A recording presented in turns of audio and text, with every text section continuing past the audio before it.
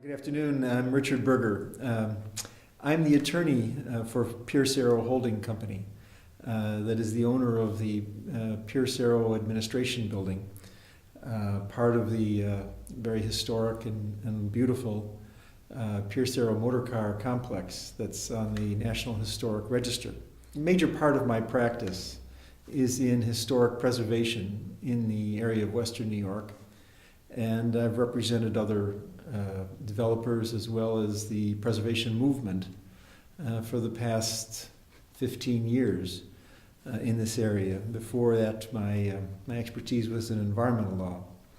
It's very exciting to work on this project because the Pierce Arrow Motor Car Company really represents one of the most significant and grandest projects that ever occurred in Buffalo. In the course of American industrial history, there is the Lackawanna Steel Bethlehem Steel project that in Lackawanna that employed over 20,000 workers, but probably the second largest industrial project ever to occur in Western New York was the Pierce Arrow Motor Car. And in terms of quality and prestige, certainly there's nothing like it in the history of Western New York. The Pierce Arrow Motor Car was the best made in the world. Buffalo, at the time that Pierce Arrow Motor Car Company was started, this is right after the Pan American Exposition of 1901. It was started, I believe, in about 1907 here. And Buffalo was, at that time, the most progressive city in America, the most exciting city in America. It was not only the Silicon Valley of America at that time, where all of the creative ideas were coming out, but the Silicon Valley, if you look out in California, is just suburban. It's nothing. Buffalo was a happening urban environment that was right near Niagara Falls. It was the first electrified city in America. There was nothing like it. If you wanted to be someone who was on the cutting edge of technology and the cutting edge of art, you wanted to be in Buffalo at that time. That was the most exciting place in America. And that's why Pierce Arrow Motor Car was here. And when they did it, when they built this factory and this building, this administration building, there was a different gestalt in people at that time. When we build something now, typically a large facility, especially in the suburbs, it's built with an idea that it may last 15, 20 years, maybe 25 years, but that it has a useful life, and it'll be thrown away, and it'll be torn down and something else will be built. There's no, at present, there's very little concept in the minds of developers that what they are building will be a monument to them, to the architects, and to their society for the next 1,000 years. But when this facility was built, it was different. When they built it in a way and of a type of construction, and they used modern architectural principles that were actually very advanced, with the understanding that this would be a permanent structure that would be here for hundreds and hundreds of years, and that even though it's being used at first as an automobile factory, that it will have uses that are different from that 100 years from then, and then the next 100 years it would have completely different uses. So the project now really is to determine what is the best use, best and highest use of this complex, specifically the administration building. So I've been working with Mr. Hecht now since he bought it in 2006 to try to put that together. It's not just a question of historic restoration, which is extremely important.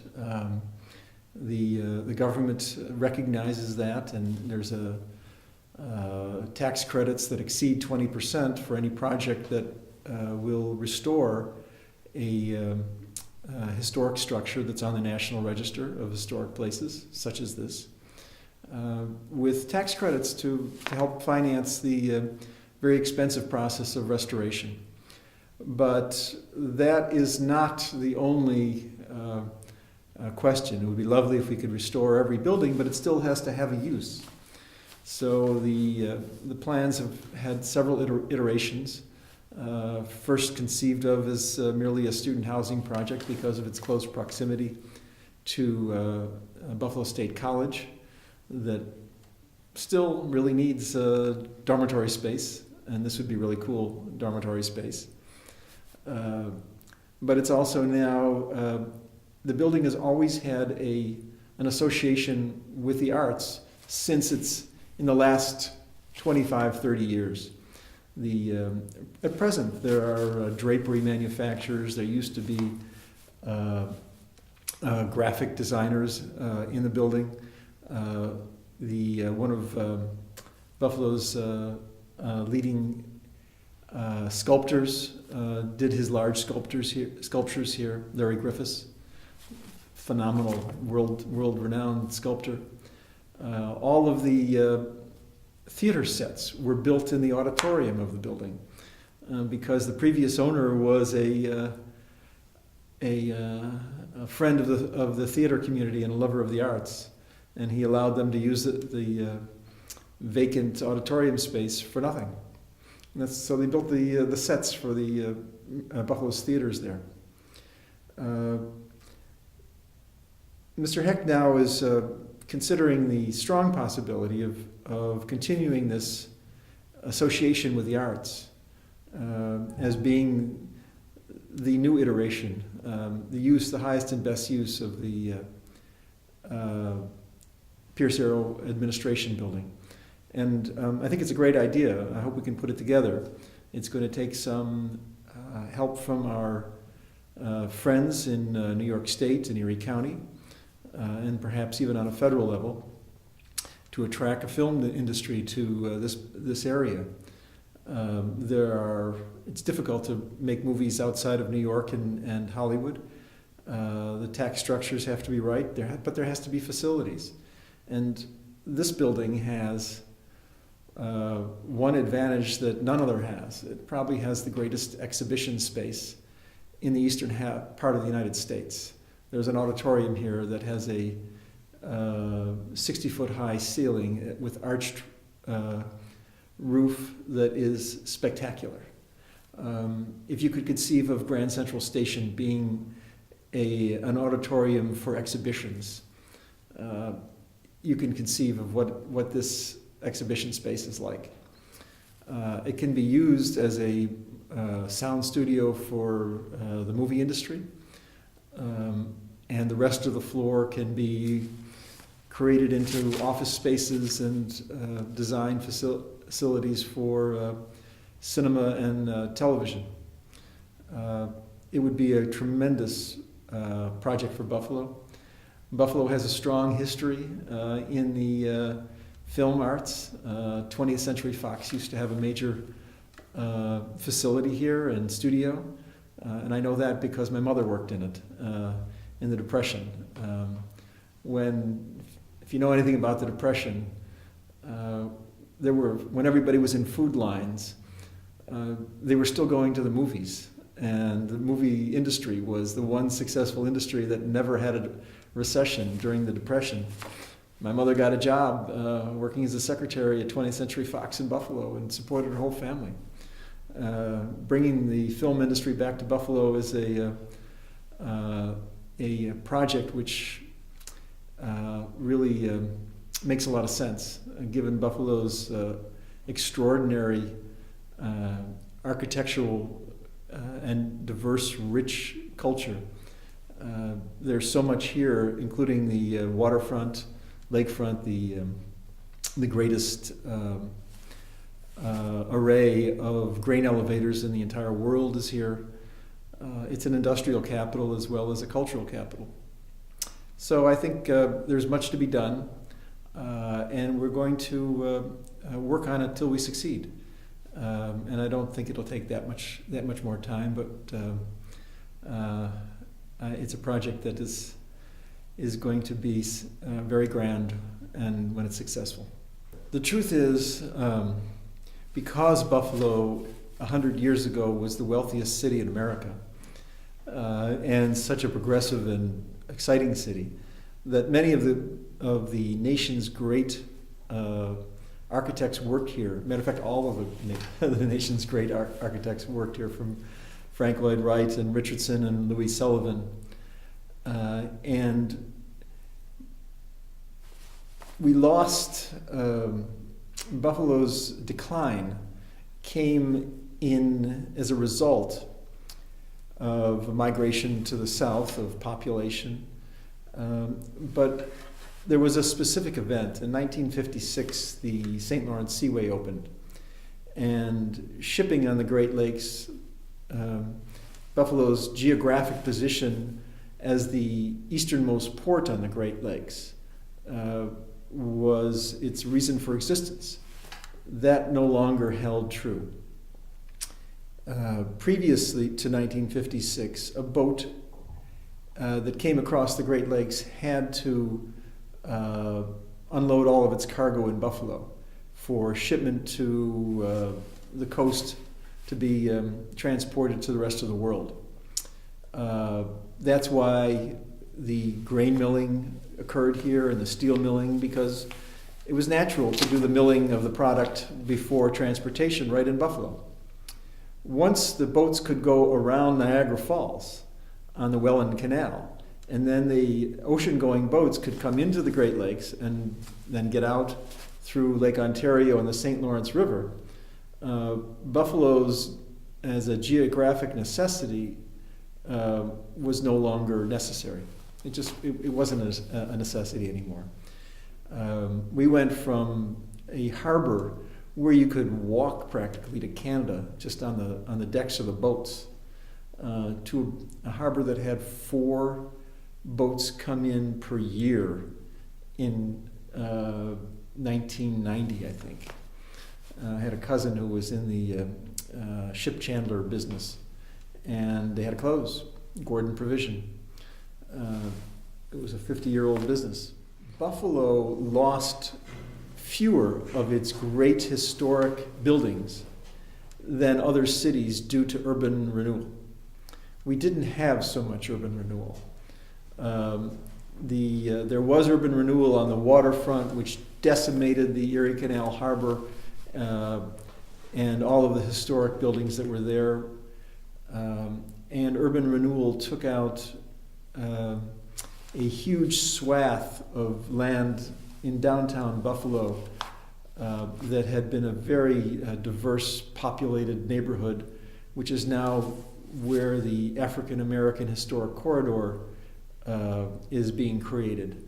And we'll have to rebuild buildings there. But for the most part, all of the great mansions on Delaware Avenue, the Frank Lloyd Wright buildings, the Louis Sullivan buildings, we were able to save the H.H. Richardson Psychiatric Center on Forest. There's a very active preservation movement here, very active, and probably more proactive than any other preservation organization in the United States. That's the Campaign for Greater Buffalo History, Architecture, and Culture, and Tim Thielman is the head of it. He's really a genius and is the moving force behind preservation of Buffalo's architecture. So there's an opportunity now for developers like Mr. Hecht to take advantage of the accident of history that Buffalo was overlooked by urban renewal and therefore escaped the urban destruction that occurred from that obnoxious and very unproductive period of time. So we're fairly in good shape. We still have our grain elevators. And when the National Trust was here in 2011, people from all over the country came who were experts in architecture, and they could not believe what they were seeing.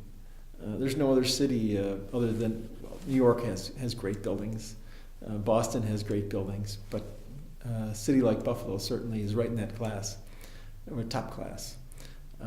It's a big project to restore all those buildings, but we'll get to it. Historic preservation is not a field for antiquarians who just like old things. What you want to do is preserve your civilization, because at times there were extraordinary masterpieces of design. It's like a Rembrandt painting. You want to save that which is best about your culture, because it's a living history lesson. It's more than that.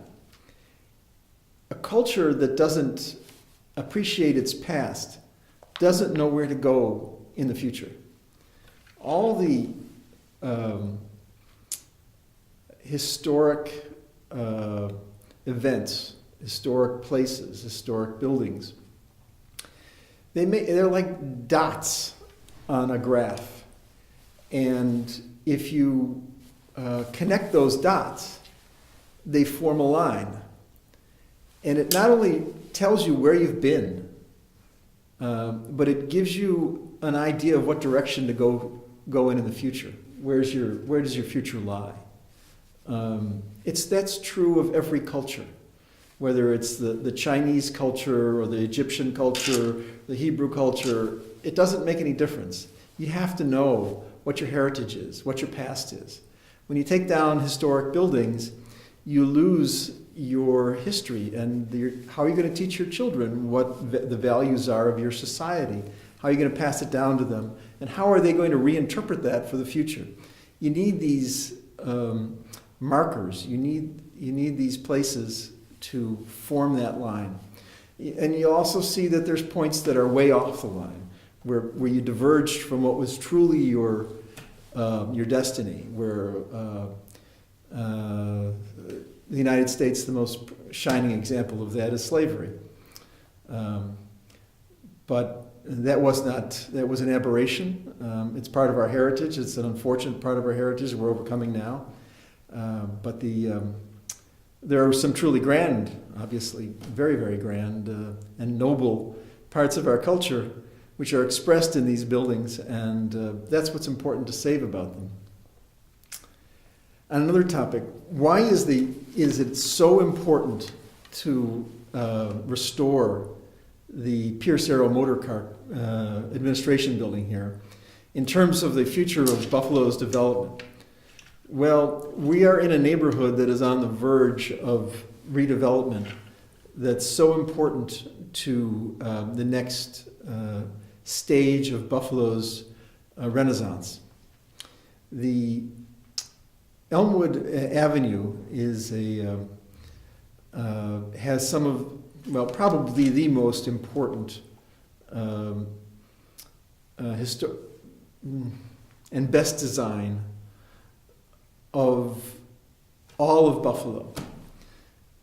Buffalo was so blessed to have Frederick Law Olmsted design the park system of Buffalo. He designed Delaware Park and all of the other parks, connecting them all with grand boulevards. And he also designed the cemetery, which is adjacent to Forest Lawn Cemetery, adjacent to Delaware Park. He also designed the campus for the, what was it called? It's now called the Psychiatric Center. Originally it was the Buffalo Asylum for the Insane, which was about the same period, 1890s, that was constructed by the building was built by Henry Hudson Richardson, but Olmsted is the one who brought him in to build it. It's a grand building about the size of the nation's capital and of incredible, incredible beauty that is being restored now for upwards of $100 million. It's a jewel of the United States. That's right down the street from us. The Delaware Park is right down the street from us. campus for Buffalo State College. That's all the part of the Olmsted campus that was designed by Frederick Law Olmsted. The most interesting and exciting commercial district in Buffalo is Elmwood Village and Allentown, right down the street on Delaware towards downtown. So the development of Elmwood Avenue is moving northward. Of course, there's the incredible Albright Knox Art Gallery, which was built at the time of the Pan American Exposition also, contemporaneously with this building. And it's now one of the leading modern art galleries in America. Across the street, they built the local gallery, the Birchfield Penny Gallery. All of this is right next to us. So this complex is the next great historic and beautiful complex to be restored in Buffalo, and will continue on in the redevelopment of Elmwood Avenue. So now's the time to do it, and it's a project that is so worthy of development that it just can't be ignored.